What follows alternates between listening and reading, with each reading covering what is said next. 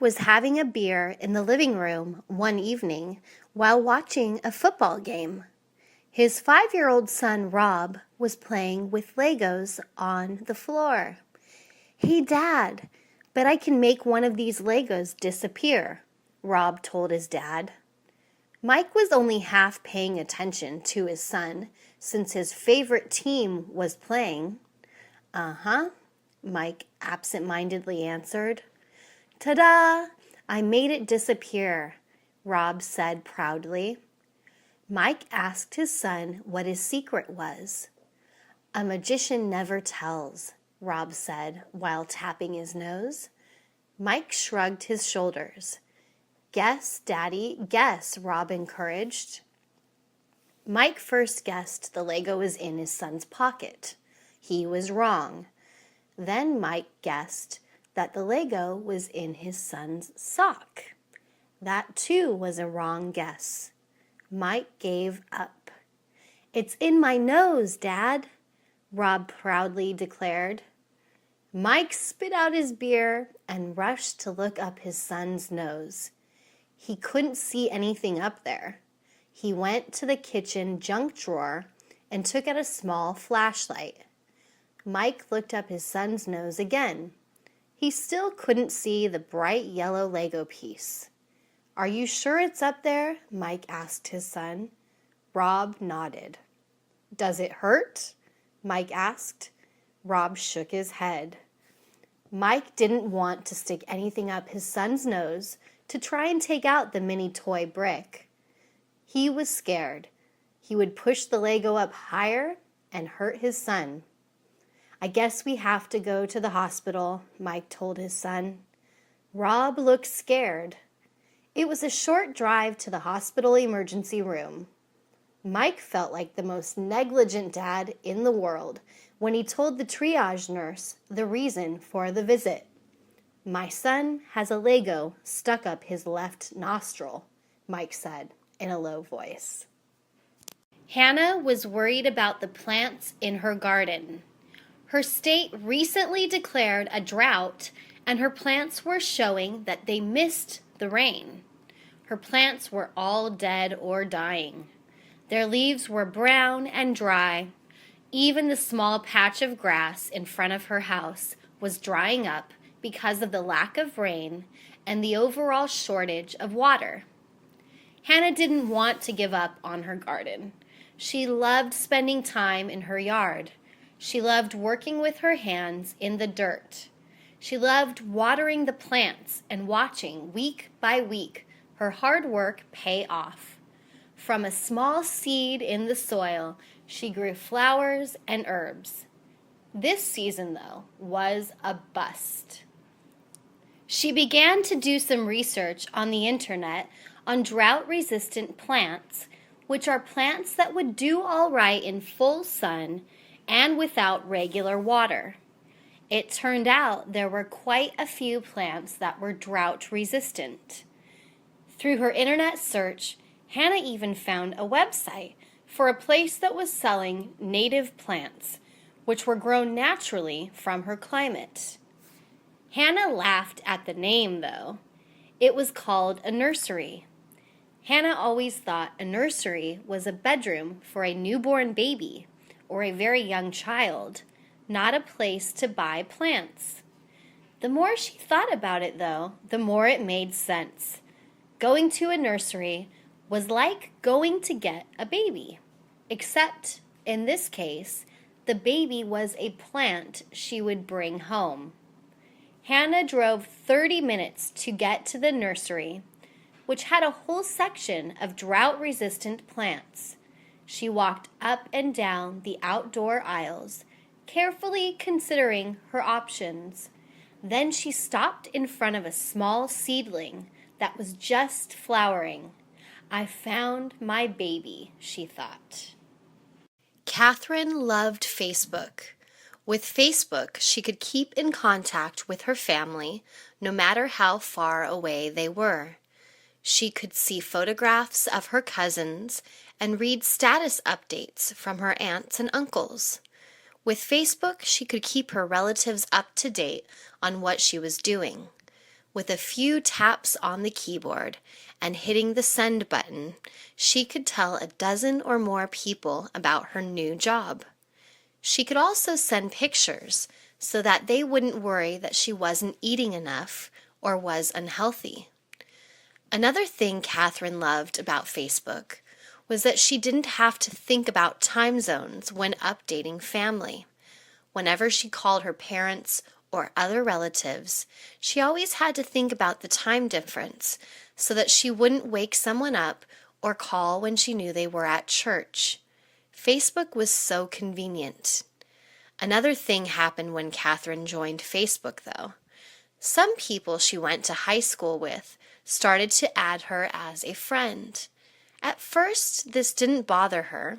She loved learning about the success of people she knew when she was just a teenager. She loved finding out people were getting married, having babies, and traveling. Soon, however, Catherine found herself comparing herself to the people she was reading about on Facebook. It began to make her feel bad that some people seemed to be doing so much better than she was. They had better jobs, nicer clothes, and cuter boyfriends. She was also spending a lot of time on Facebook. It took a lot of time and energy to keep up with everyone's status updates. Catherine started to think. She looked at the list of over 500 friends she had on Facebook and realized some of them were not really friends at all. Jose Luis was taking the train to work one day when he noticed a woman with a big German shepherd getting on the train. This made him nervous. What if that dog attacked someone? Jose Luis didn't know that people could bring pets with them onto trains. It seemed unsafe. He stepped closer to the dog. The German shepherd seemed friendly enough. Just as he put out his hand to pet the dog, the woman stopped him. "Please don't pet him. He's working," the lady told him. Jose Luis didn't understand. The woman explained that she was blind and that the dog Hampton acted as her eyes, helping her navigate her way around the city. The woman pointed out the special vest that Hampton was wearing. The vest was printed with the words, "Service Animal." Jose Luis had never heard of service animals before. Service animals like Hampton are allowed into public places that most pets are not. Hampton is more than a pet. He helps me to be self-sufficient and do the things that I need to do in the city, the woman explained. The woman also told Jose Luis that service animals had to go through special training so that they learn how to behave in public places and do not get distracted. People need to help, though, by not petting him, the woman added. The woman continued to explain that service animals do not just help the blind. Some animals act as therapy animals. Therapy animals go into hospitals and nursing homes. These animals lower the stress levels of people who are very sick or who have just had operations. They also encourage people to recover. Therapy animals are especially popular in children's hospitals. Dogs really can be man's best friends.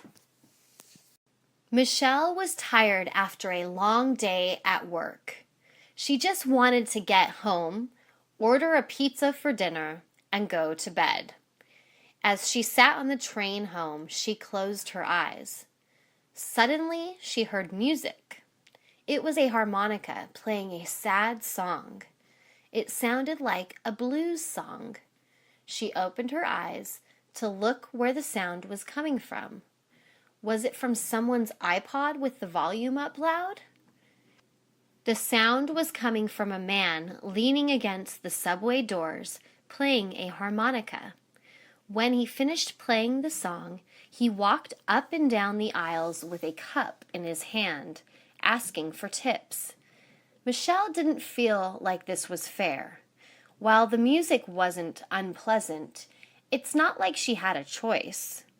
She was forced to listen to it since she has to take the train home from work. Now he was asking to be paid by the people being forced to listen. He had some nerve. Michelle didn't give the man any money. Some of her fellow commuters did drop a few coins in the man's cup. "You shouldn't encourage that," Michelle told one of her fellow commuters after he dropped some change in the man's cup. "I don't even think it's legal for him to play music in the train and ask for money," Michelle said. She then scanned the advertisements and notices inside the train car. Sure enough, she found a sign that said playing music and soliciting was not allowed, and that there would be a fine for people caught by the police. When the harmonica player passed by Michelle and extended his cup out so he could put in some change, she pointed to the sign. The harmonica player shrugged his shoulders. "We all have to make a living, lady," he said. School was over for the year. This meant that the school's after-school program, which kept Adriana's daughter, June, in school until she was done with work, was also over. The after-school program was convenient because June didn't have to leave the school. Adriana didn't have to worry about her daughter being home alone. The after-school program also made sure that June did her homework. This made Adriana's job as a single mother so much easier. All she had to worry about when she picked her daughter up from school was dinner. One of the best things about the after-school program was the cost. It only cost $30 a month. The school did not offer a summer program. Adriana did not have a summer vacation from work, so she needed to find a program that would watch June while she was working. Hiring a private babysitter was too expensive. Another mom from June's school gave Adriana information about a local recreational center that was offering a summer program for school-age kids. The program was not as expensive as other summer camp programs, but was more expensive than after-school cost, though. The summer program cost $50 a week. Adriana didn't know how she could afford the program. June didn't understand the sacrifices her mother had to make for her. She was just excited to attend the summer program. She had never been in summer camp before. June was especially excited because her friends would be there with her. Sometimes summer was boring, especially since her mom worked all day. June heard there would be games and crafts. She was going to make something nice for her mom to thank her. Emma felt really bad when someone from her daughter Jessica's school informed her that Jessica needed special education services. Emma felt like she had failed as a mother. It was true that Jessica was always delayed when it came to learning to talk and walk. Emma just thought that her child was different. Every child develops at its own rate. Jessica was 5 years old now, but still was not speaking in complete sentences. Jessica would not be attending a regular kindergarten in a regular school. Instead, she would be attending kindergarten in a special education school. While this bothered Emma at first, she soon learned to appreciate the school. Jessica had a specialized learning plan called an Individualized Education Plan, or IEP. This plan set up specific goals for Jessica, like learning how to feed herself. Jessica also received a lot of individual attention. Instead of her being in a classroom with 20 students, there were only 8 students in her class. All of these students also were delayed, like Jessica. In addition, the class had 2 teachers' assistants to help the classroom teacher. The special education school also scheduled speech therapy sessions for Jessica. Once a day, a specialist would come in and work with Jessica to help her practice learning how to move her mouth and tongue and ask for what she needed and wanted. An occupational therapist helped Jessica learn to feed herself and other age-appropriate self-sufficiency skills. A physical therapist also came in to help Jessica. Emma may have been embarrassed at first that her daughter was in a special education school, but after a year, Emma realized it was the best thing for her. While Jessica still was a little behind other kids of her age, at the end of kindergarten, she was able to attend a non-special education school. Chris knew many of the fathers made fun of him. He was pretty sure some of the mothers did too. He was the president of the Parent-Teacher Association at his daughter's school. He organized all the bake sales, book sales, and met with the school principal regularly to share concerns he heard from other parents. This is not why parents made fun of him. Other parents made fun of him because this was all he did. Chris was a stay-at-home dad. His wife, Maureen, had a demanding full-time job working for an investment bank. She made an excellent salary, but the job meant going in early and coming home late. Chris was never good at holding a regular job. He got bored easily. He'd rather focus on his daughter and what was going on at her school. He became the main caregiver. Chris handled all of the household duties. He took his daughter to and from school. He did all the grocery shopping and cooked all the meals. He cleaned the house and helped his daughter with her homework. Everyone in the neighborhood called Chris Mr. Mom. There were other names Chris heard people calling him, like house husband and house spouse. Chris didn't mind his role at all. He felt secure as a man. He didn't believe that a woman's place was in the home. He was glad that his wife loved her job and worked hard. He worked hard too. He just didn't get a salary like Maureen did. He was happy being paid the love and appreciation from his family. Sometimes Chris felt lonely though. When he took his daughter to the park, there were no other dads around. He felt strange talking to the mothers.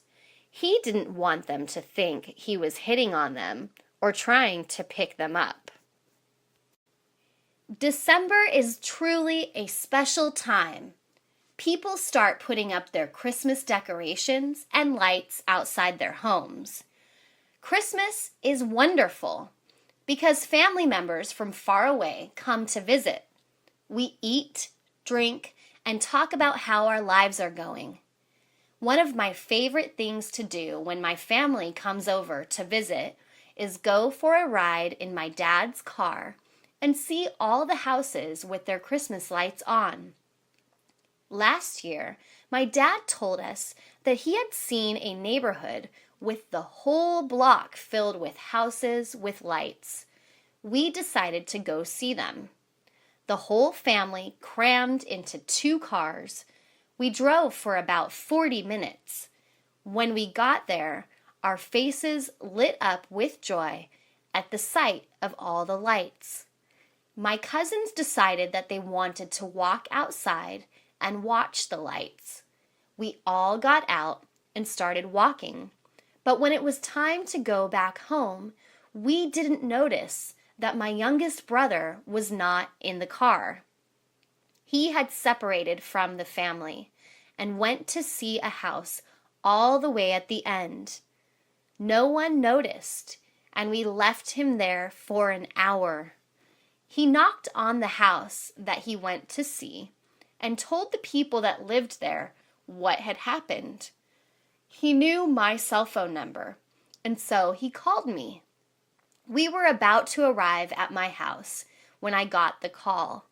I told my dad, and he nearly crashed the car because he got so scared. We dropped everyone off, and I decided to go with my dad to pick up my brother. When we arrived at the house, my brother was sitting on the couch watching television with the children that lived there and drinking hot chocolate. My dad hugged him and said sorry. The people who lived there said that it was fine, that their children liked my brother because he was funny. They said he could come back any time. I was relieved nothing had happened to my brother. Janice was one of those people that loved getting up early for the Black Friday sales stores have after Thanksgiving Day. She loved going to her favorite stores to see what she could get on sale. A friend told her that her favorite store was going to have an amazing sale. They were going to sell a 60-inch television for $300. Janice wanted to make sure she was there early. She went to the store during the night and set up a tent to sleep overnight. Janice noticed that no one else had shown up when she was getting her tent ready, but she didn't care. She loved being there. She was so excited about the sales that she couldn't get any sleep. At around 3:30 a.m., she finally fell asleep. She set the alarm on her phone to wake her up at 6 a.m., but because she left her music playing when she fell asleep, her phone ran out of battery. At around 8 a.m., a man who worked at the store came out and woke Janice up. She was surprised and asked him what time it was. He said it was 8 a.m., and she couldn't believe it. She went into the store and left her tent behind. She wanted to see if they still had the televisions. Janice saw that they didn't. People started looking at her because her hair was a mess. She felt embarrassed and went back to get her stuff. While she was going back home, she noticed another store that was open. She decided to go in and was surprised to see that they had the television she wanted. It was $500 instead of $300. She bought the television and asked one of the workers if they could take it out to her truck. She went home and asked her brother to help her move the television.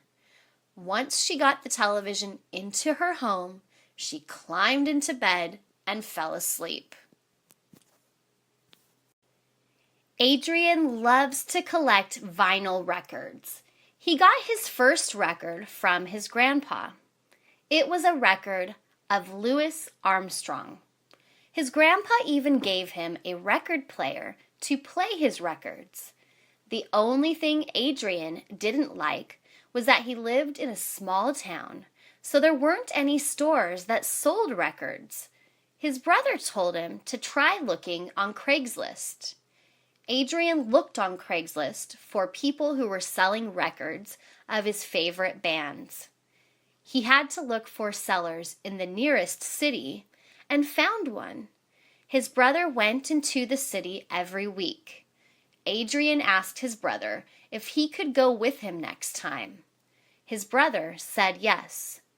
The person he found was selling his whole record collection for $200.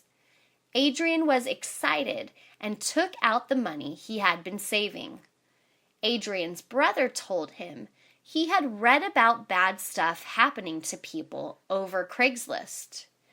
They emailed the guy that was selling the records and told him to meet at a Starbucks.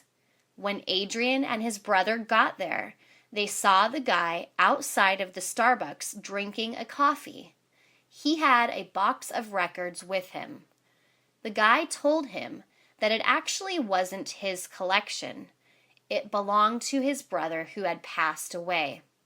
He wanted to sell it to someone who would appreciate them and listen to them every day, like his brother once had. Adrian said that he would play one record a day. When Adrian got into his brother's car, he started looking through the records. He saw a copy of Abbey Road by the Beatles and was happy. When he took the record out, he couldn't believe what he saw. It was autographed by all 4 members of the band. Rocky was a big baseball fan. He lived in Philadelphia, but was originally from Los Angeles. He made sure to go watch the Dodgers every time they played the Phillies. Rocky will never forget the last game he saw at Citizens Bank Ballpark, which is where the Phillies play. It started off as a normal game for Rocky. He sat out in the stands with his girlfriend. He was fully dressed as a Dodgers fan. He had a Dodgers hat, jersey, and shirt. As the game came to the 7th inning, which is the 7th inning stretch, and everyone starts singing "Take Me Out to the Ballpark," he noticed that the Dodgers pitcher, Josh Beckett, had been pitching a no-hitter. A no-hitter is when a pitcher doesn't allow a player on the other team to get a hit. Rocky got excited because he never would have thought he would see a no-hitter, especially the Dodgers pitch a no-hitter. Rocky was holding on to his beer, but he wasn't drinking it. He was watching the baseball game very closely. His girlfriend would talk, but he wouldn't listen. As Beckett threw the final pitch, Rocky held his breath.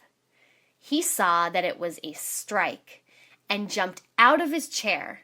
He even spilled some of his beer on his girlfriend, but she didn't care. She was happy as well. Rocky was thrilled. He started yelling loudly. He celebrated with other Dodger fans that were there and drank the rest of his beer.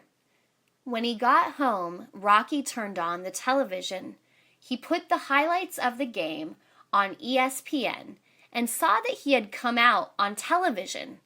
His girlfriend saw it and was excited.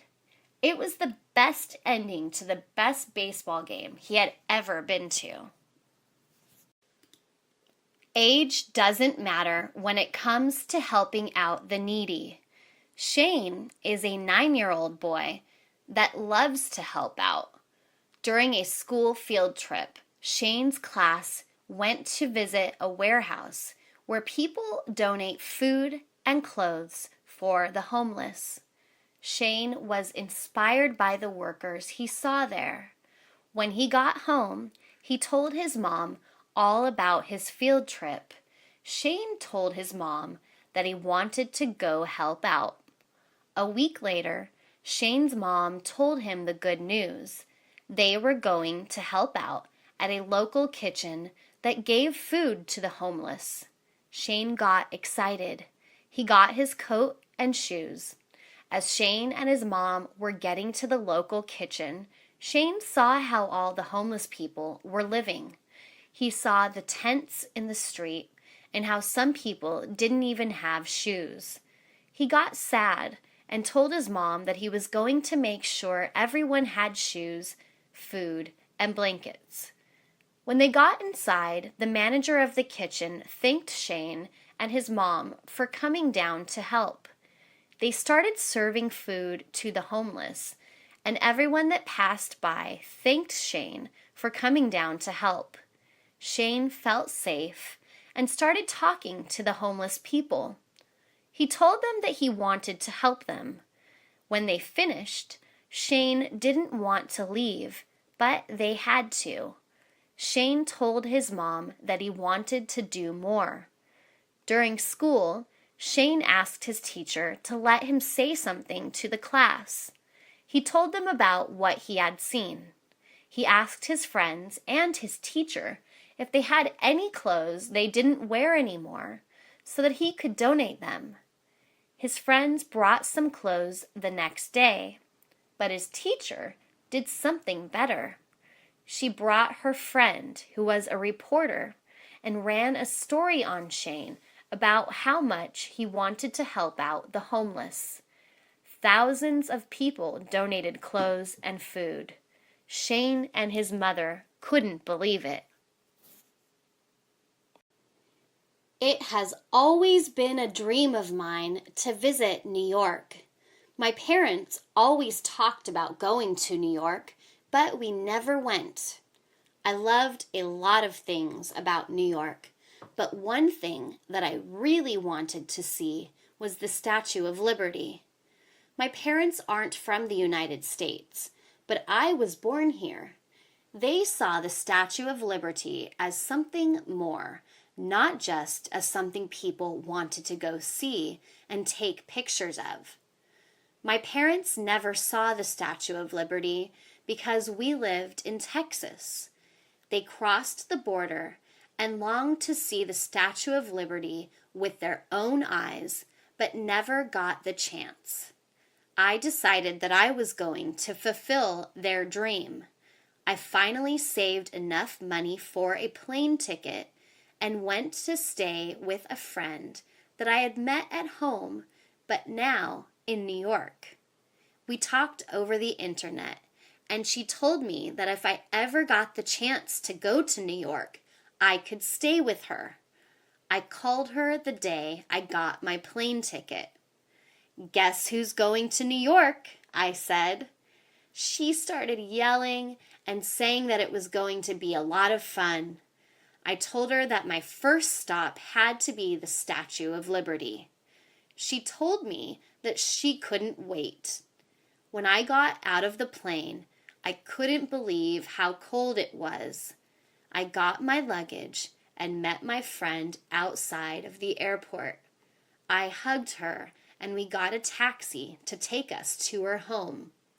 When we got to her house, she showed me her room and told me we would be leaving for the Statue of Liberty in an hour. I took a shower and put on 2 sweaters. We got a taxi and went to see the Statue of Liberty. It took a while, but we finally got to the island. I couldn't believe the Statue of Liberty was right before my eyes. I started crying and felt my parents were right here with me. I always felt like a foreigner in this country, even though I was born here. Now I understood why they wanted to visit the Statue of Liberty so much. There is a saying, "One man's trash is another man's treasure," meaning I might not like something and throw it away, and then someone might love it and take it. I remember seeing a homeless guy searching trash cans looking for something he could sell. I asked him why he did that. He looked at me and said, "One man's trash is another man's treasure," which I didn't understand at that time. In fact, he was collecting stuff he needed not only to sell, but stuff he needed to make his home. This man lived in the park by my house. No one really bothered him because he was respectful and would clean up after himself. I went running in the park one day and saw him putting together a bed with stuff he had collected from the trash. He always looked for clean stuff. If it had food trash on it, he wouldn't take it. I went back to my car and took a blanket to him. He saw it and thanked me. I remember one day the police were bothering him because they had to take away his stuff.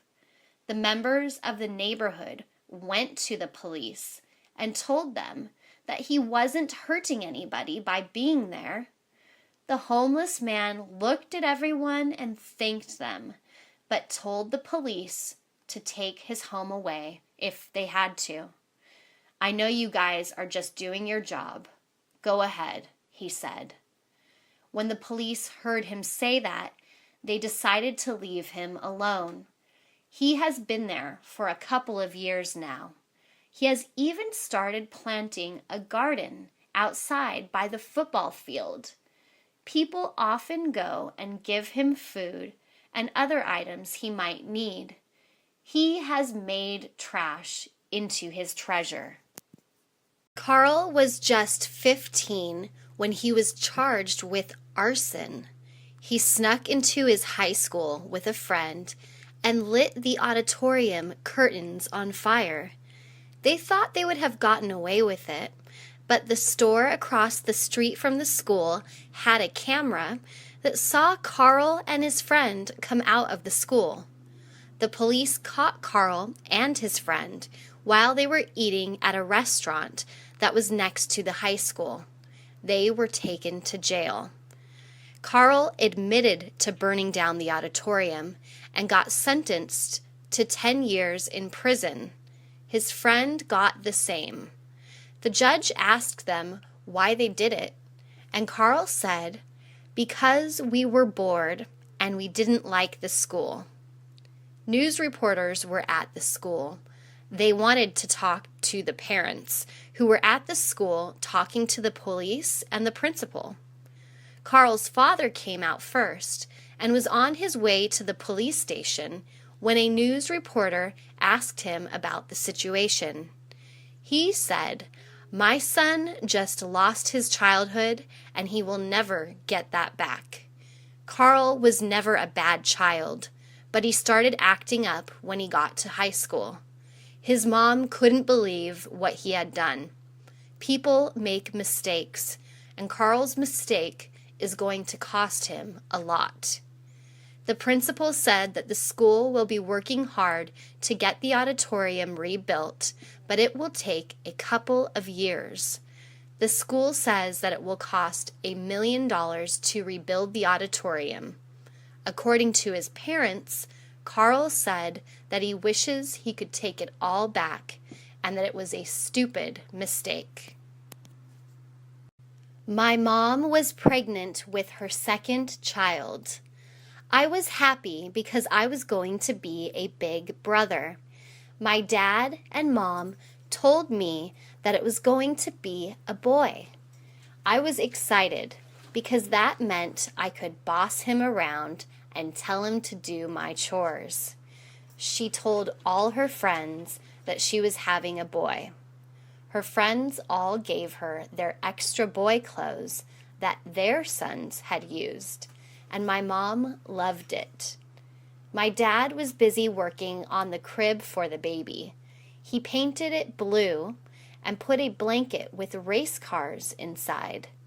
When my mom went into the hospital, my dad was excited and jumping up and down. But after my mom had the baby, my dad came out with a confused look on his face. I asked him what was wrong, if the baby was okay. He looked at me and said, yes, but that the baby was actually a girl. My grandma looked at him and smacked him in the head. She said, "That's wonderful news. Don't look so depressed." My dad laughed and said, "No, I'm not depressed. I'm just confused." For the first 3 months of her life, my sister looked like a boy. She wore nothing but boys' clothes because that's all my parents had gotten for her. I took a lot of pictures so I could tell her later that she was actually a boy, but an accident happened that changed her into a girl. My mom deleted all my photos because it was mean.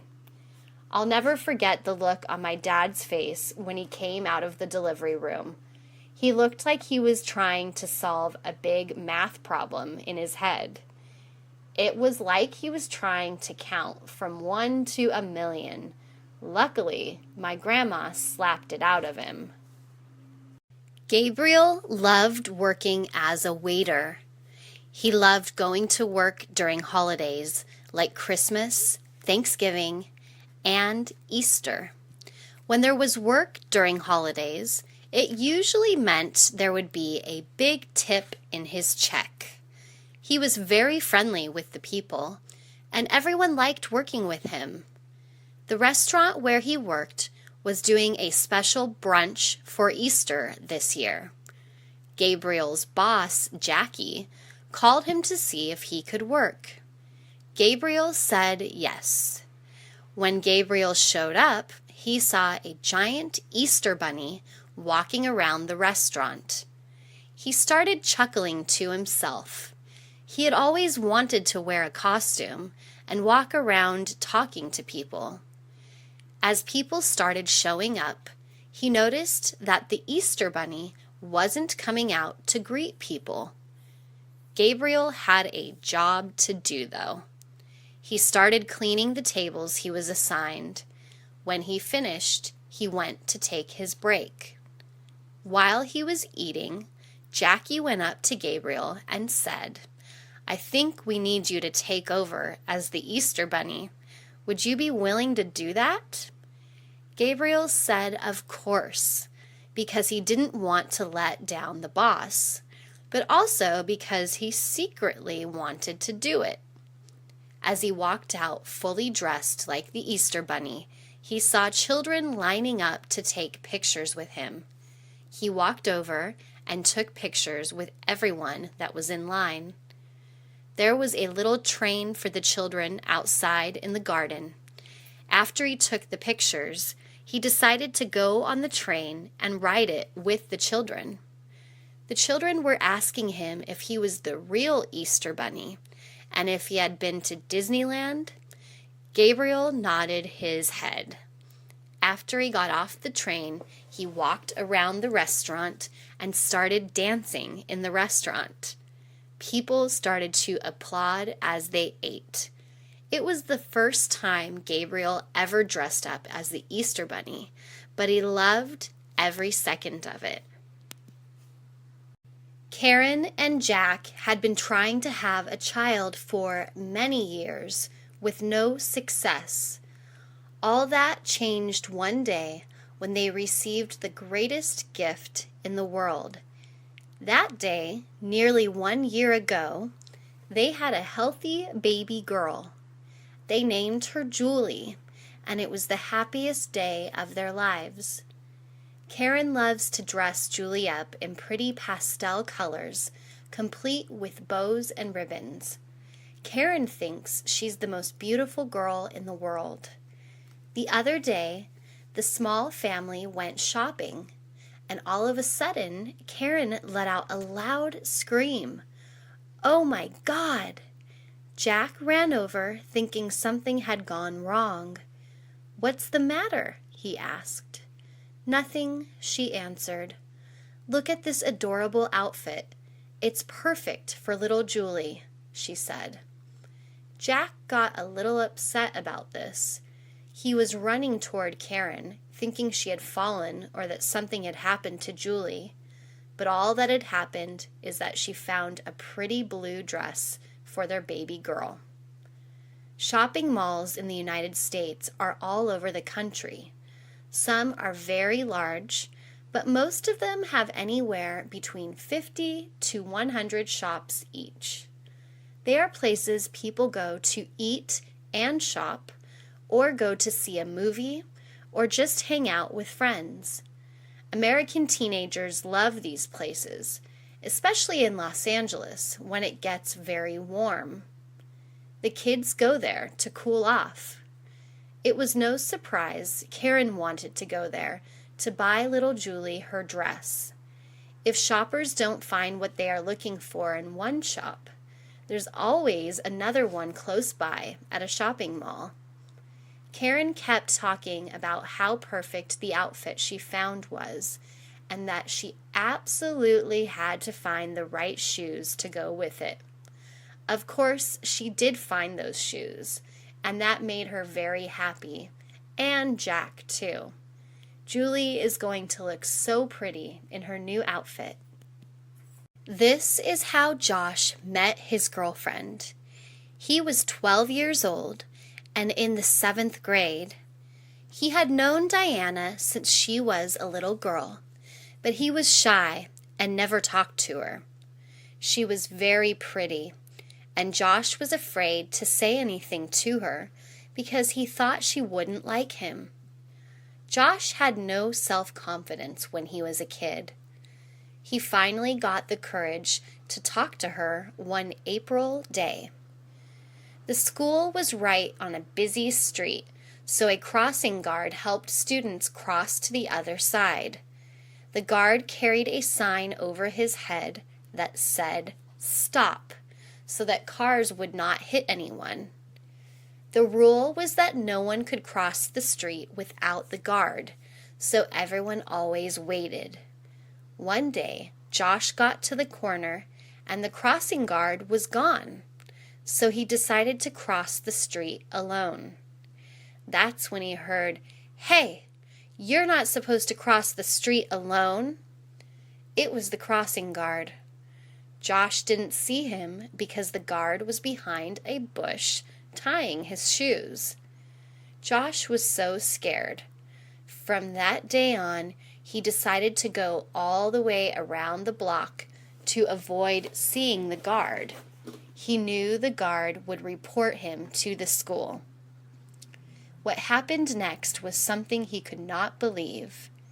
It turned out Diana went around the block too, but Josh didn't know that then.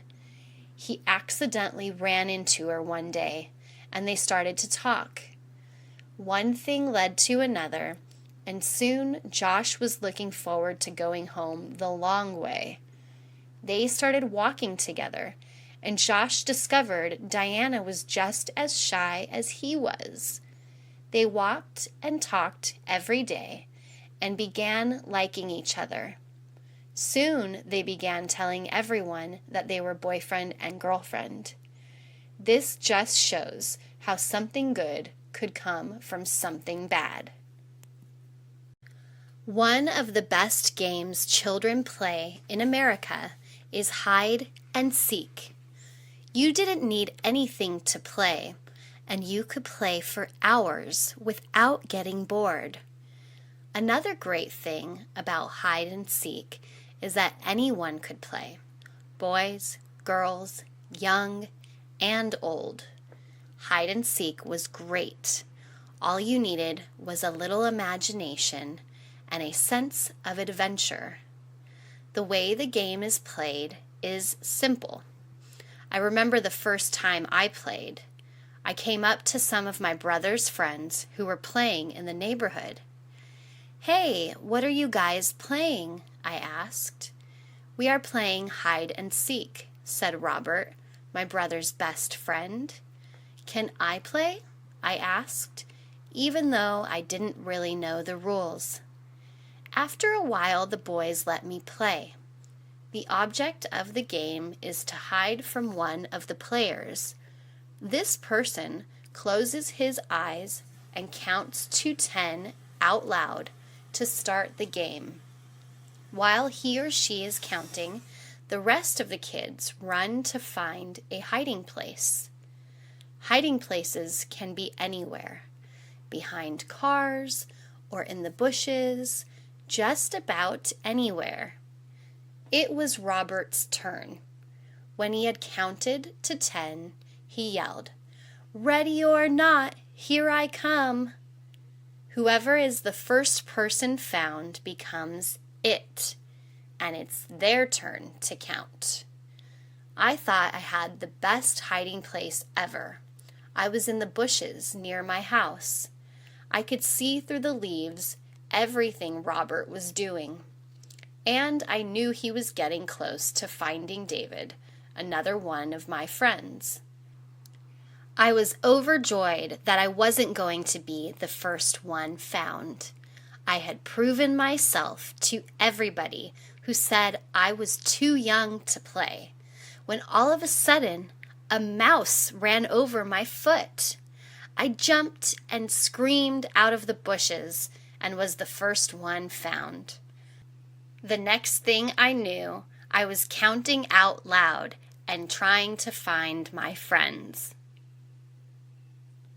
Many years ago, one of the best ways to spend a Saturday night with your girlfriend was to take her to the drive-in.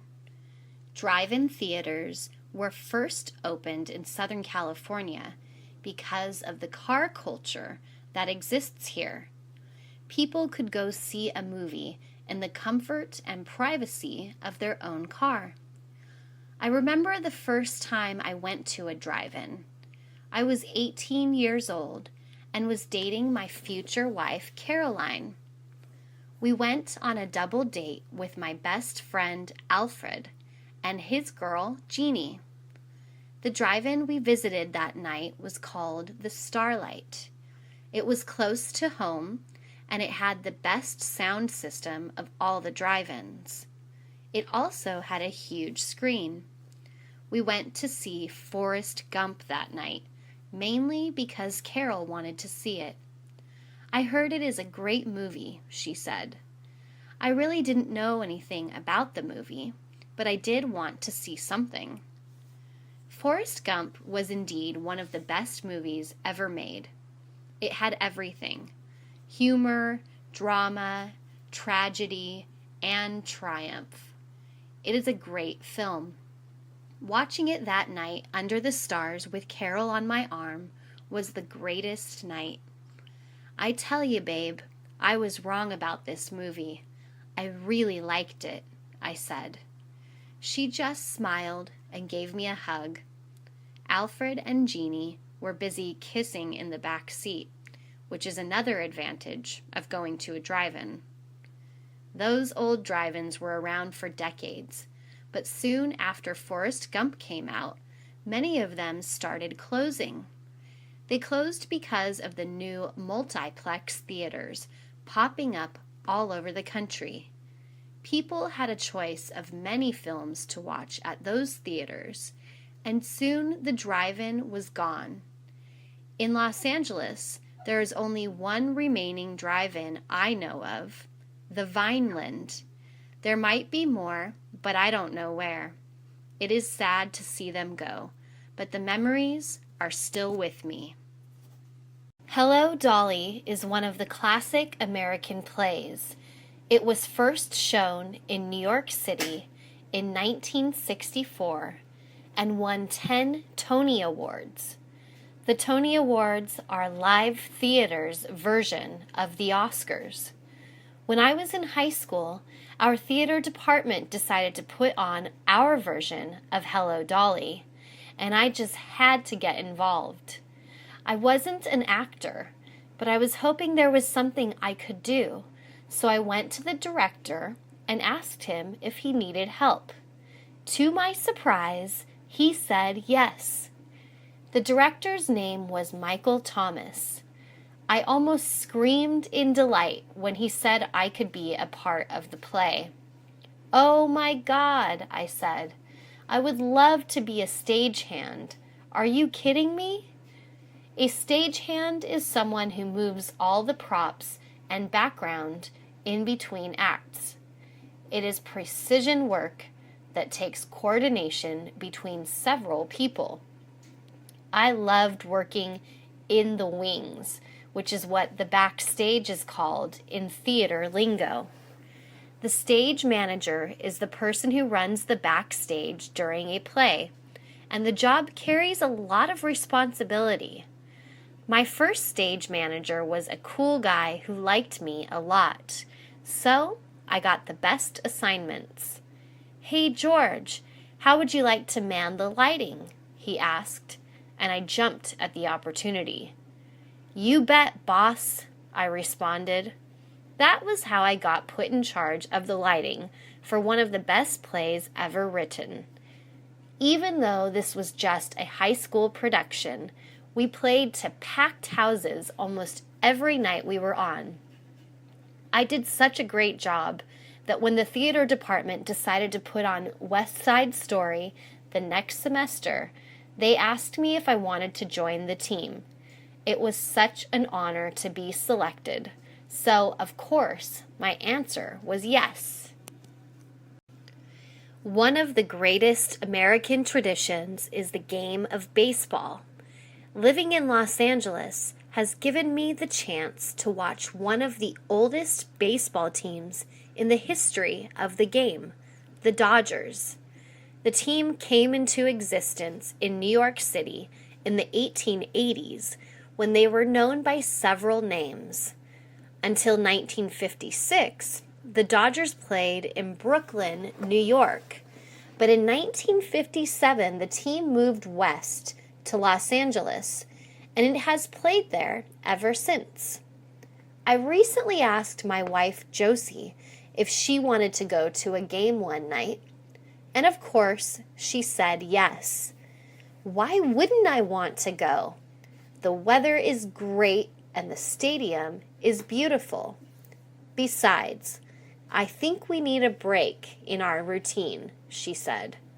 You're absolutely right, baby. Let's go, I said. We were off to Dodger Stadium, which is nestled in the hills just north of downtown LA in a neighborhood called Chavez Ravine. Even though it is the third oldest stadium in the country, it is still beautiful. Wow, this place never gets old, I said as we got to our seats. Josie agreed. It was a perfect night for a ball game. The temperature was in the low 70s, and it was a clear, breezy night. The Dodgers were playing the Giants that night. The two teams have been playing each other for about 100 years, ever since both teams were in New York. The Giants moved the same year the Dodgers did, only they moved up north to San Francisco. That didn't stop the rivalry, though. The teams hate each other today as much as they did back in New York. The best part of the night was that the Dodgers won, so I had a couple of Dodger dogs. I don't know what they do to these hot dogs, but they are delicious, I told Josie. She wiped some mustard off her face and said, absolutely. Did you get your costume done last night? I asked my girlfriend Audrey in the early morning of October 31st. Of course. It was ready, but you're not going to see it until tonight, she said. That was a real disappointment. I had been looking forward to seeing her latest Halloween creation. Audrey is a fine seamstress, and every year she makes the best costumes for the Halloween parties we try to attend. On the other hand, I usually just put some old rags on and go as a hobo or a pirate or something lame like that. But not Audrey. She goes all out. Last year, she went as a beautiful witch, complete with the pointy hat and witch's broom. She looked beautiful. The Halloween tradition is very old in the United States. No one really knows how it was first celebrated, but it did come from somewhere in Europe. It was originally called All Hallows' Eve and celebrated on the last day of October. It precedes All Hallows' Day, which is a day to honor dead relatives. Today it means parties for the adults and trick-or-treating for the kids. Trick-or-treating is where kids also dress up in costumes and go door to door to get candy treats. It's a whole lot of fun. Some people say Halloween is a Welsh or Celtic tradition, while others say its roots are Christian. But it doesn't really matter anymore.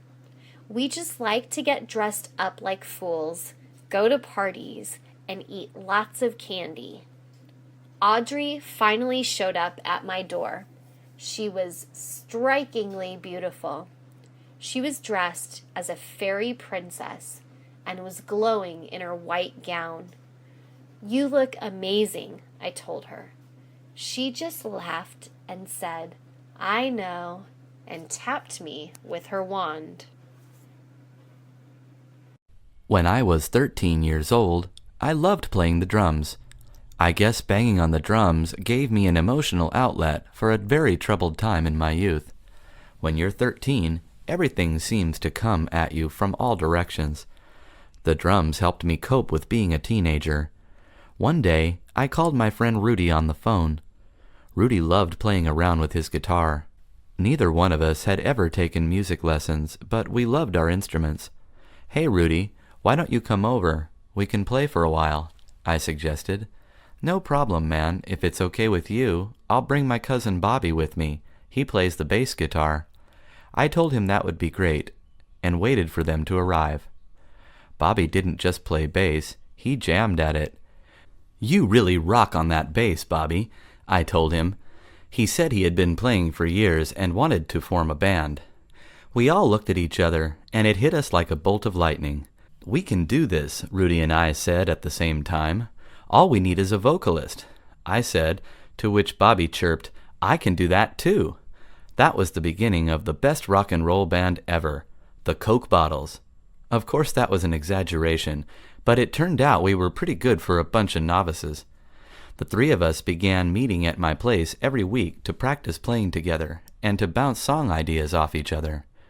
Bobby could actually sing. With Rudy and me putting in all those hours of practice, we got pretty good. We got so good that we played at a couple of parties and at a free concert in the Park Festival about a year later.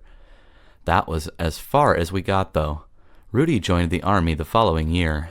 Bobby and I were never able to find another lead guitarist, so the greatest rock and roll band, the Coke Bottles, never made it big. But that was okay with me. We had our day in the sun.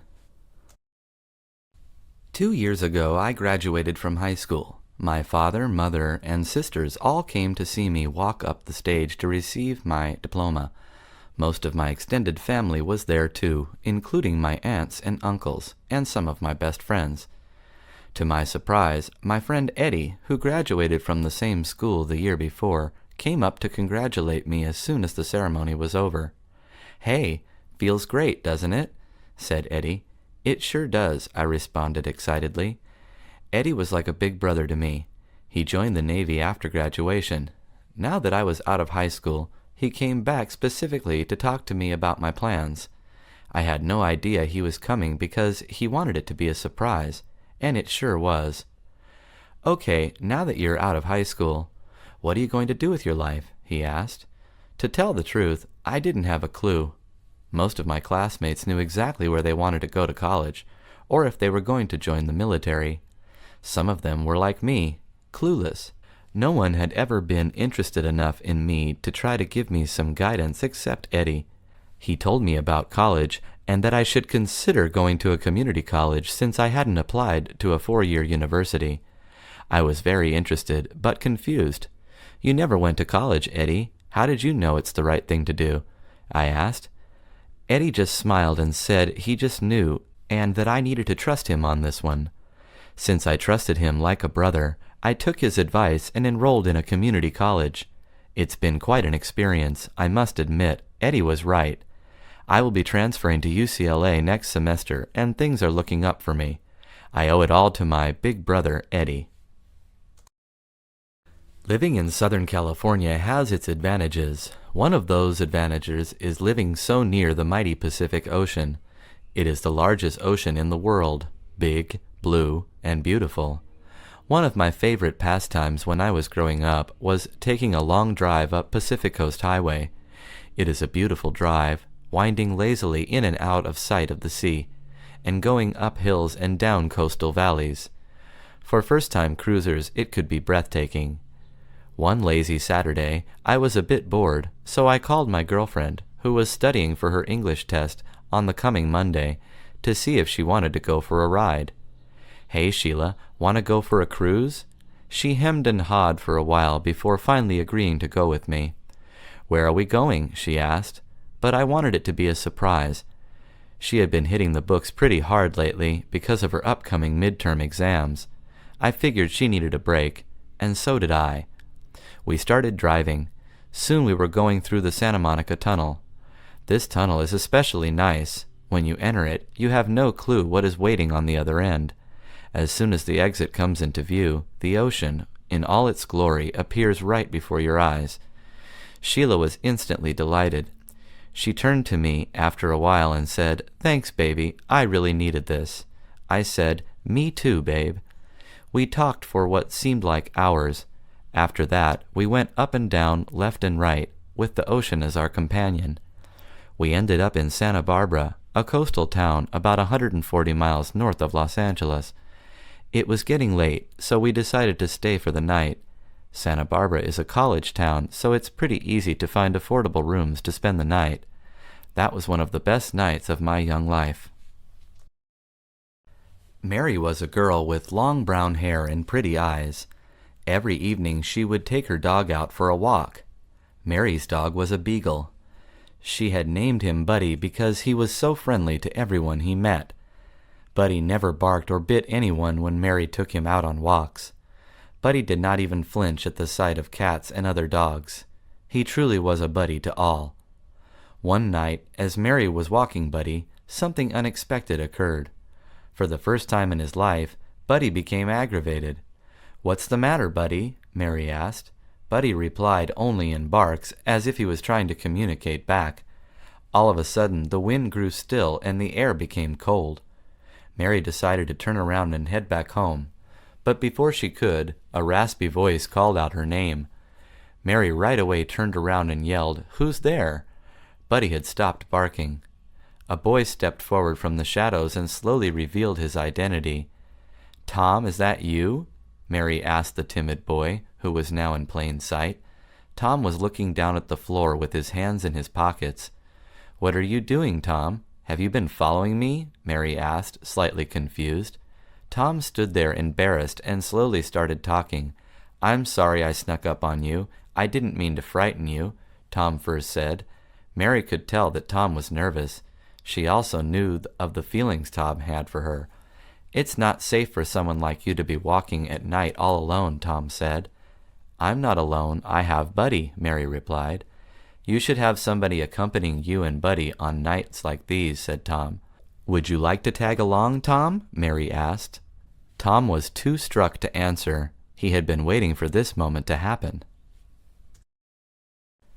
Mary and Tom became fast friends after their nightly meet-up.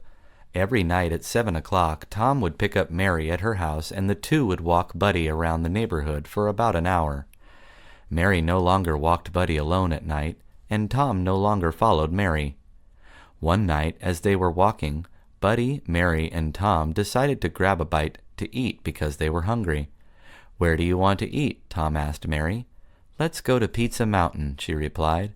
"I don't feel like eating pizza right now," Tom said. "Do you have any suggestions?" Mary asked.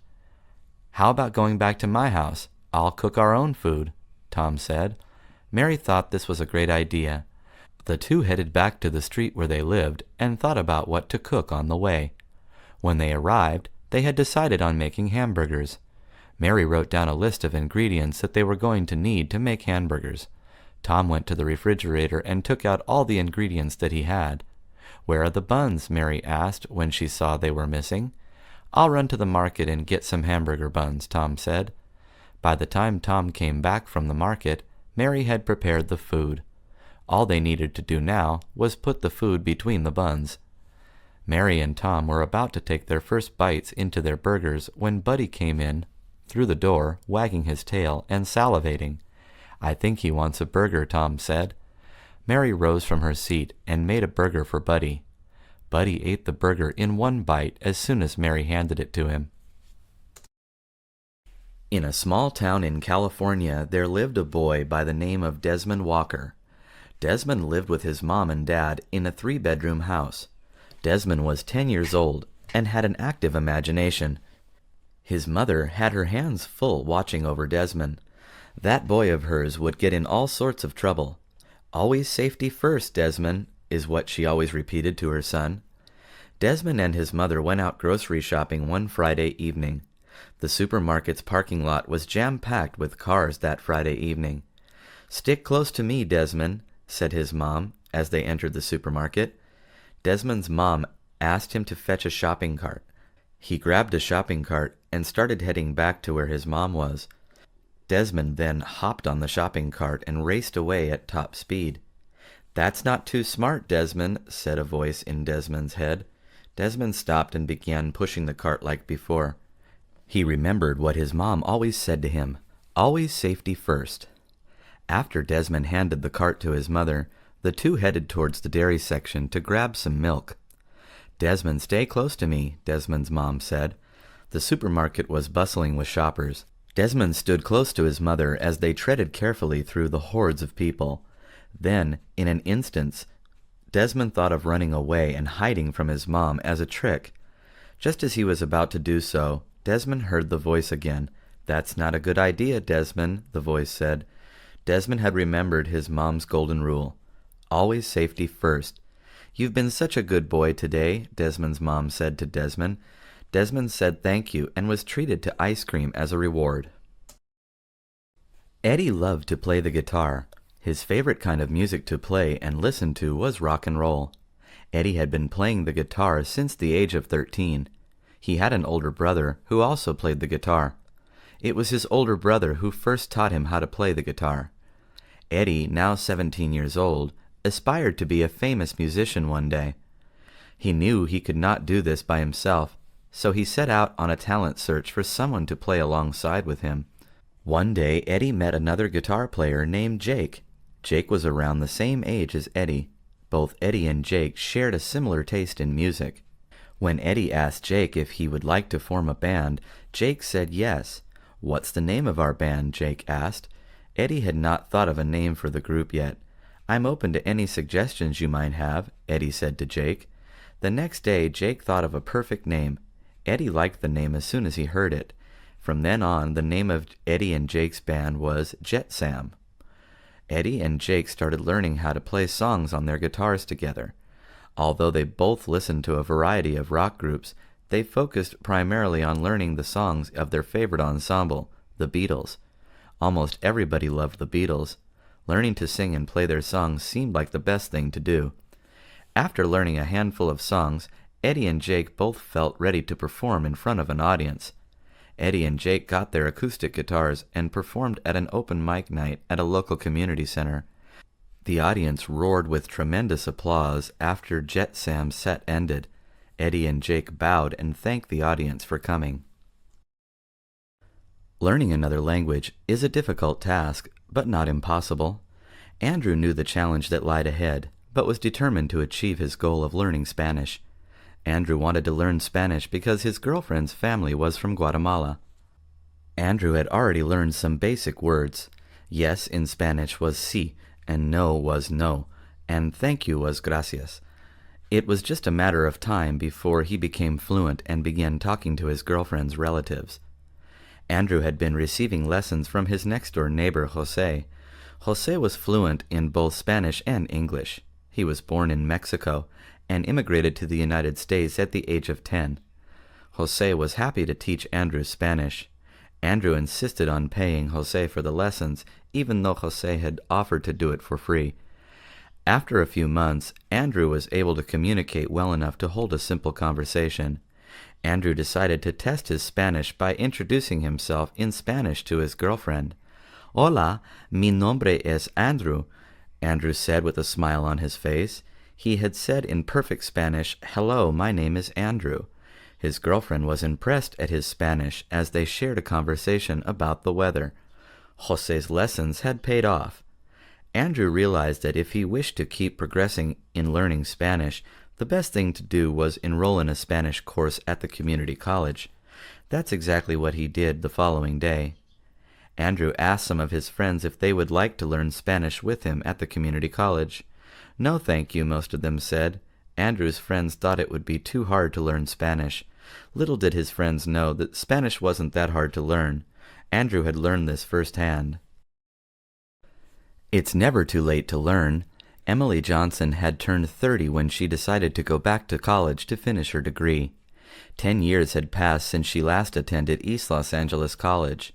It had been her dream to finish her 2 years in ELAC and transfer to Cal State LA.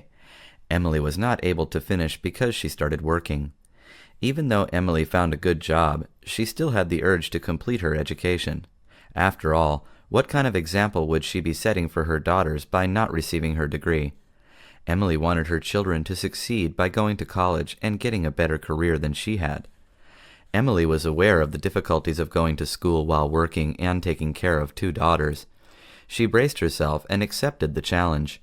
She went to work during the daytime and went to class in the evening after taking her daughters to her mother's house. Emily had to maintain this routine for 1 year in order to transfer. Sure enough, she made it through and was accepted into Cal State LA.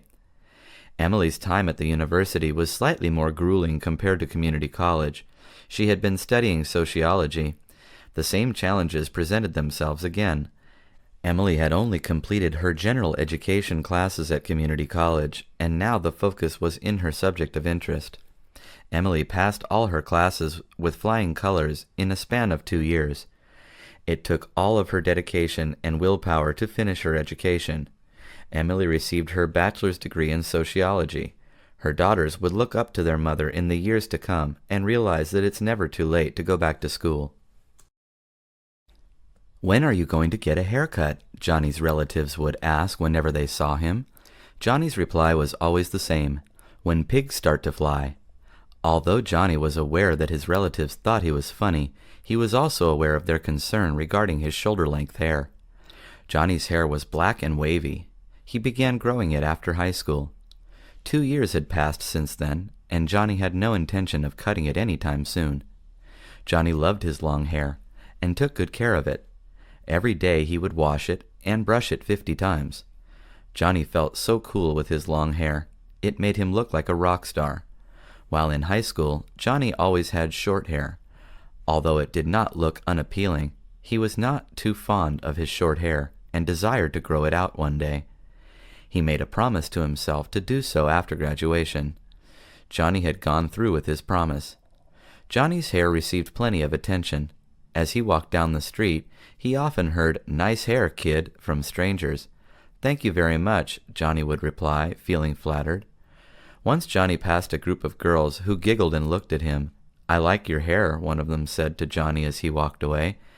Being the cool cat that he now was, Johnny loved every minute of having long hair. Johnny wondered why he didn't decide to let his hair grow sooner. It was the best decision he had ever made, and nothing in the world could make him cut it. Johnny enjoyed walking around with his long black hair.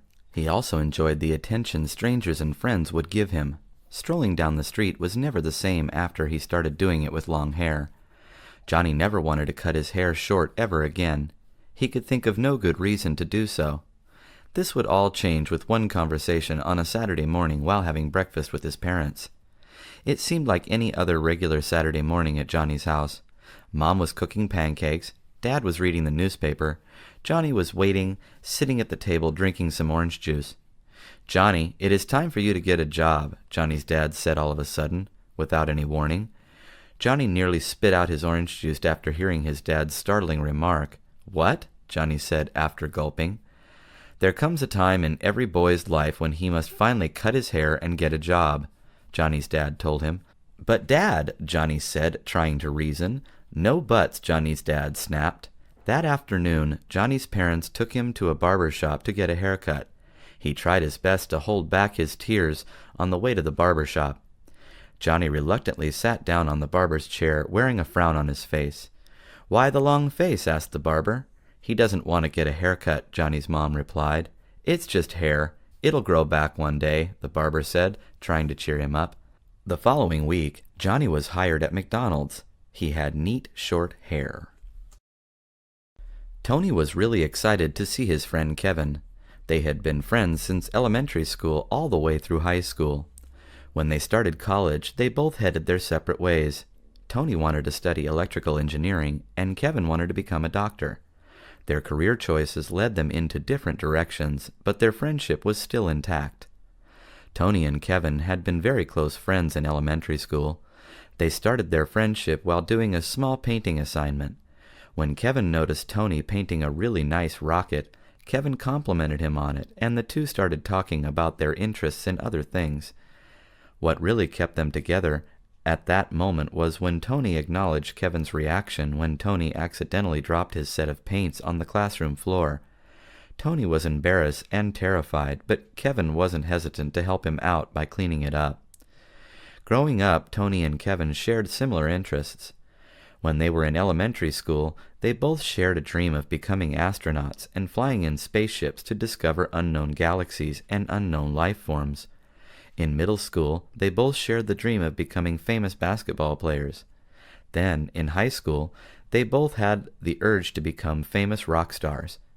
It wasn't always a cheerful friendship. Sometimes they both fought and shared different views about different things. Despite their differences, Tony and Kevin didn't tear their friendship apart. In moments of grief and doubts, they were there to support each other. Tony and Kevin have both recently received their bachelor's degree. They have kept in contact up until now and have decided to get together and catch up on lost time. Sandra was an 8-year-old girl. Her best friend used to be her neighbor, who had unfortunately moved to another state about a month ago. Sandra was upset about her friend's move. They still send emails and text messages to each other to keep in contact, but she already felt their friendship falling apart. Recently, a new family had moved into the house where her friend used to live in. It was a family of 4, a married couple with 2 children. One of the children was a 5-year-old boy, and the other was a girl who was 1 year older than Sandra. Sandra's mother and father had gone over to introduce themselves as neighbors. Sandra's mother suggested Sandra head over to do the same. Sandra was not fond of the idea. Nonetheless, Sandra's mother insisted and forced her to introduce herself to their new neighbors. When walking over, Sandra noticed the 5-year-old boy of the neighbor's family playing in the mud in their front yard. Sandra approached him and said, "Hi, I'm Sandra. We are neighbors. What is your name?" The boy looked up at Sandra and yelled, "I'm Benjamin." He then flung a mud ball at Sandra. She screamed in shock. Benjamin's older sister then ran out of her house to see what was going on and noticed Sandra with mud all over her shirt. Benjamin's sister apologized to Sandra and scolded Benjamin, saying, "Benjamin, apologize. Why did you do that?" Benjamin replied, yelling, "Because she killed my men and stepped on my castle." Sandra then noticed that she was standing right on his toy soldiers. Sandra then apologized, and Benjamin's sister began to laugh at her and said, "Don't worry about it. I'm Jessica. What's your name?" The two began talking. It was the beginning of a new friendship. Carla had just moved to the city and enrolled her 8-year-old son Gavin in a new school. Carla used to be a very active participant in the school community. She always volunteered in the classroom, went to parent-teacher association meetings, and chaperoned on class trips. Carla wanted to do the same thing at the new school her son was attending. She felt it was a good example for Gavin, and it helped her be more in tune with whatever was going on at the school. The new school, however, had different rules. Carla couldn't just show up in the classroom and offer to help. She couldn't even offer to chaperone on class trips.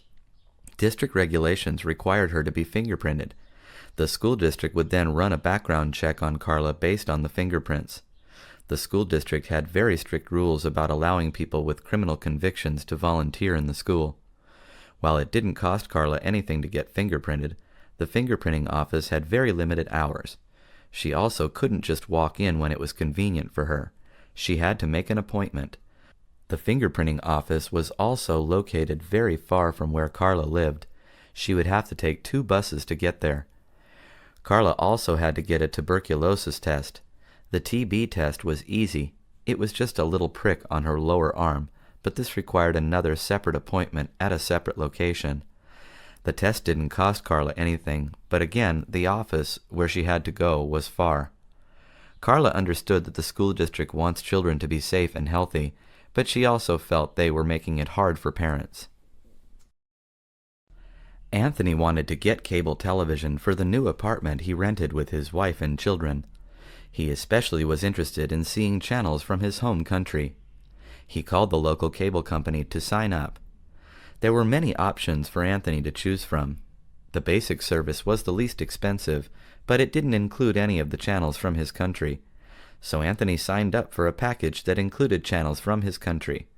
However, that package didn't include cartoon channels that his children liked to see. So he added an expanded package to include cartoon channels. That still left out channels that showed certain series that his wife liked to see. So Anthony signed up for a special promotion that included a premium channel for 1 month free. The customer service representative set an appointment to send a technician to Anthony's house in a week. The appointment wasn't for an exact time. Instead, the customer service representative said that the technician would come between noon and 2 in the afternoon. When the technician arrived, he set up a converter box and a digital recorder box to the family television in the living room. The technician gave Anthony a remote and a channel guide. Anthony had to sign some papers before the technician left. Anthony, his wife, and their children enjoyed the hundreds of channels they now had thanks to cable. 1 month after the technician came and installed all of the equipment, a bill arrived. The bill totaled almost $200. Anthony could not afford to pay that much on a monthly basis. He discussed it with his wife. They decided not to keep the channels from their country and the premium channels his wife enjoyed. The only extra channels Anthony kept were the cartoon channels for his kids. Frank just moved from an apartment into a small house with his family. When he lived in a 6-story apartment building, dealing with the trash was easy. Frank usually just dropped a bag of garbage down the trash compactor chute. There was one trash compactor chute on every floor of the building. The chute was in a small room located next to the elevator. Frank had to take cans, bottles, and other recyclables to the basement and put them in a special bin. He did not, though, have to worry about remembering what day was trash day. He did not have to worry about taking the trash out to be collected. That was the job of the building's superintendent. The 2-bedroom house Frank moved into had no superintendent, though. Frank was provided with 3 trash cans by the city. Each trash can was a different color. The black one was for regular garbage. The blue one was for paper, plastic, and cans so that they could be recycled. The green bin was for leaves, cut grass, and tree trimmings. Each bin needed to be put out to the curb before the city sanitation trucks came around early Monday morning. Frank couldn't put the cans out too early either. If he put the cans out on the curb before 6 p.m. on Sunday evenings, he could get a ticket and have to pay a fine. Frank decided to set a reminder on his cell phone. Every Sunday night at 6 in the evening, his phone would beep reminding him to take the trash bins to the curb. Frank also had to pay the city every 3 months for trash collection. That was something that he didn't have to do when he rented an apartment. Living in a house sure involved a lot more responsibility than living in an apartment building. Andrea's acne was getting worse by the day. Not only did it not look good, but it made her feel self-conscious. She wanted to go see a dermatologist about her skin condition. Andrea had health insurance through her job. When she signed up for a health plan, she chose a primary care physician. That doctor would take care of Andrea's basic health needs. The primary care physician was not a dermatologist, though. If Andrea wanted the health insurance to pay for the dermatologist, she first needed to make an appointment with her regular physician. Otherwise, Andrea would have to pay out of her own pocket to see a dermatologist. Andrea called her primary care provider. She had to wait a week for an appointment since her acne was not an emergency. When it was time for the appointment, she showed her doctor the acne problem. Her primary care physician was able to prescribe a skin cream for Andrea. Andrea used that skin cream for a week, but her acne did not get any better. She called her doctor back. The doctor couldn't do anything else for her, so the doctor gave her a referral to see a skin specialist, a dermatologist. Andrea called the dermatologist, but she had to wait another 3 weeks for an appointment. Her acne had gotten worse over these 3 weeks.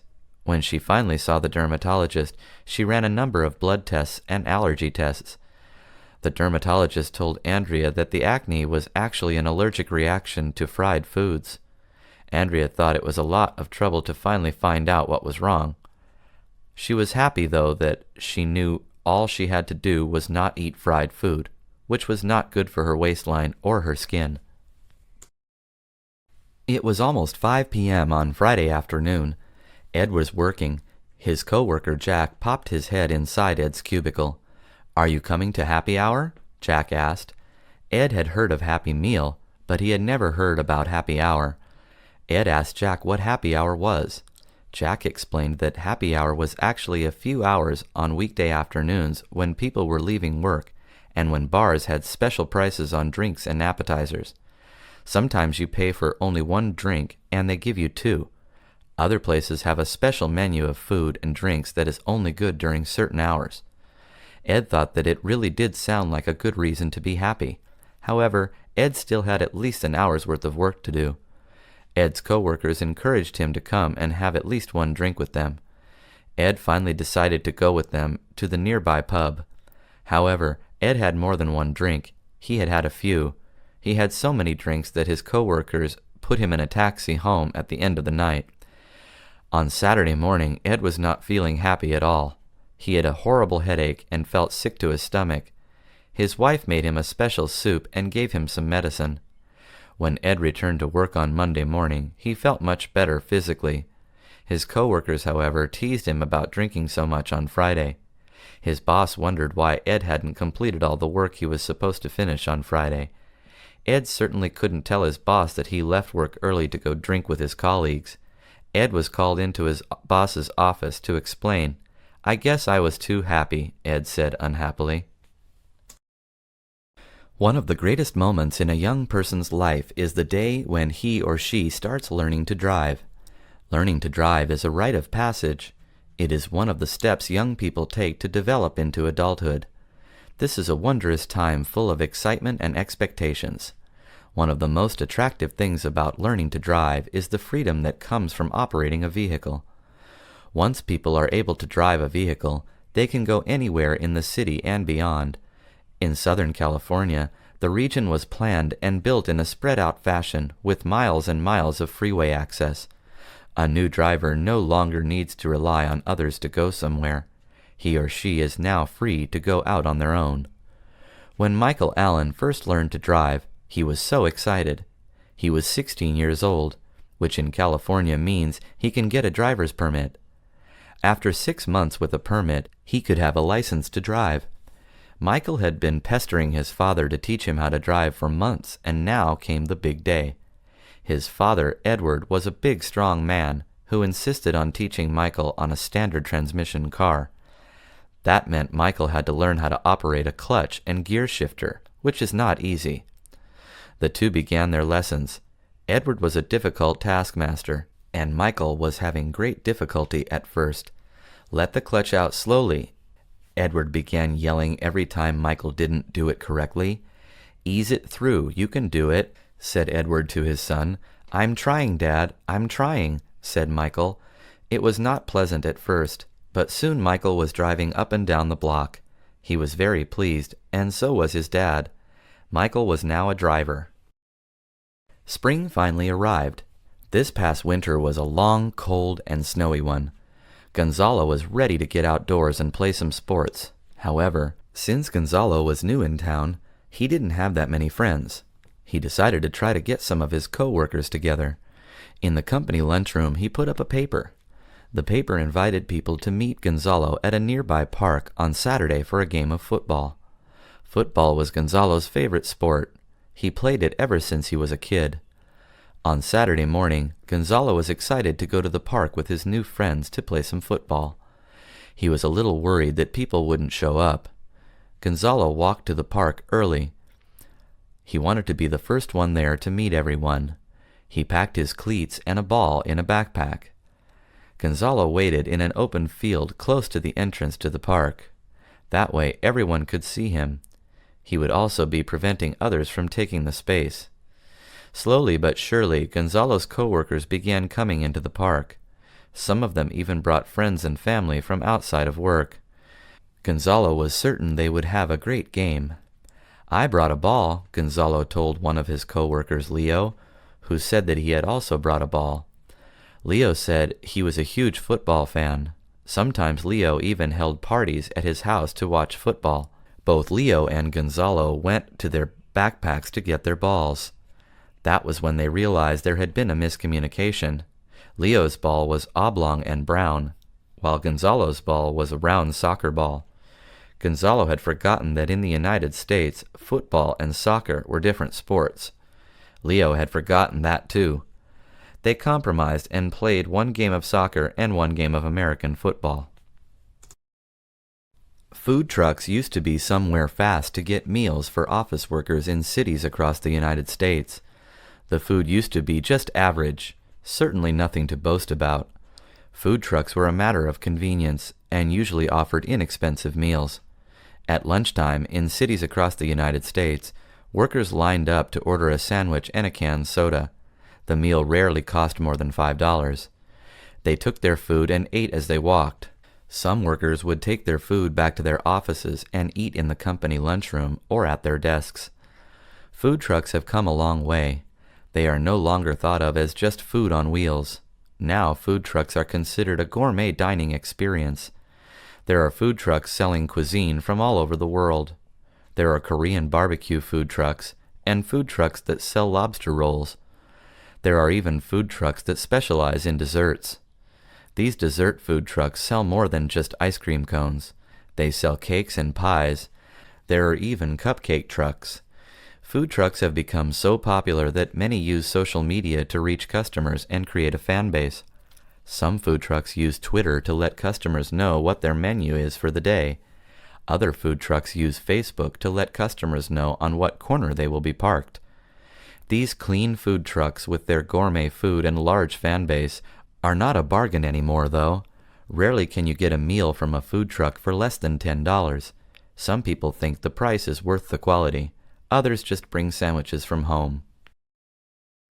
Nelson Mandela was a South African anti-apartheid activist and human rights advocate whose life had a profound effect on American culture. Mandela served as president of South Africa from 1994 through 1999, but his story began decades earlier. His life's work was to bring South Africa into mainstream 20th century thinking by ending apartheid. Apartheid was a system of South African government that was based on racial segregation between the minority white population and the black South Africans. It was a controversial form of government that was in effect from 1948 to 1994 and caused great social turmoil. The system was put into place following World War II, but racial segregation began much earlier in the country. Apartheid separated South Africans by race by placing people into 4 different classifications: white, black, colored, and Indian. Each group had different levels of privilege, with white South Africans being the most favored. From 1960 to 1983, 3.5 million black South Africans were forcibly removed from their homes. In 1970, all non-white politicians were removed from government. Mandela's move to end apartheid began in 1949 when he supported and organized nonviolent boycotts, strikes, and civil disobedience. He was arrested and charged with treason in 1956 for his role in the social uprising, and was eventually jailed for 27 years. During this time, most of the countries in the world called for his release and placed trade embargoes against the white regime. The country finally gave in to international pressure and released Mandela. He became an international symbol for peaceful demonstration and for his humanitarian work and perseverance. He was elected president of South Africa in 1994, serving for 6 years. Mandela died in December 2013. One of the most influential figures in human history is Charles Darwin. Darwin has been called the father of evolution for his work in evolutionary science. In the United States, Darwin has become the symbol for atheists in the country, as his theory of evolution smacks in the face of creationism. His theory claims that all of Earth's species have been descended from their ancestors, and that they have adapted to their surroundings throughout history. It also claims that every species has a common ancestor. Darwin introduced his theory in his landmark book, On the Origin of Species, in 1859. The book has met with suspicion from both the scientific community and the general public, but by the 1870s, his work was beginning to gain mass acceptance. One of his most significant studies came when he sailed with the HMS Beagle, a British sea vessel, to the Galapagos Islands. The islands have been long isolated from the South American mainland and provided him with a unique insight on the process of evolution. When sailing from island to island, Darwin noticed similarities between island species and mainland species. Most were similar in many ways, but some had subtle differences. He also found that the same species had differences from island to island. To Darwin, it was clear that the reason for the slight differences was the individual environment of each island. These islands showed Darwin the evolution process in the making. Darwin has many critics from religious circles. A very famous caricature of Darwin depicting him as a half-human monkey was published in 1871 in response to his theory that humans evolved from ape-like creatures. He spawned a movement of non-believers called Darwinism, which includes people who feel his theories are rooted in the scientific method as opposed to religious dogma. Barbara dropped out of college 17 years ago when she had her first daughter. She always regretted dropping out. She had been a good student and had enjoyed going to classes in college. However, when she had her daughter, she didn't have time to continue with her studies.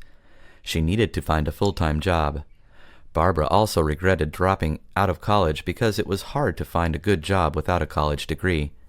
While Barbara was lucky enough to always find work, some of the jobs she had didn't pay well. Most of them didn't offer benefits like vacation pay and health insurance.